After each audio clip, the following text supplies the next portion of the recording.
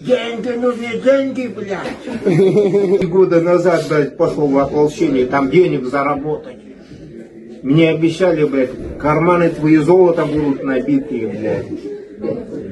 Сейчас наоборот в осколках, блядь. Помимо этого еще долги набрал с Сбербанка, 700 тысяч. Мне они сейчас каждый день звонят, где деньги, сука? Жена уже что видит, ты, сука, не возвращайся сюда, блядь.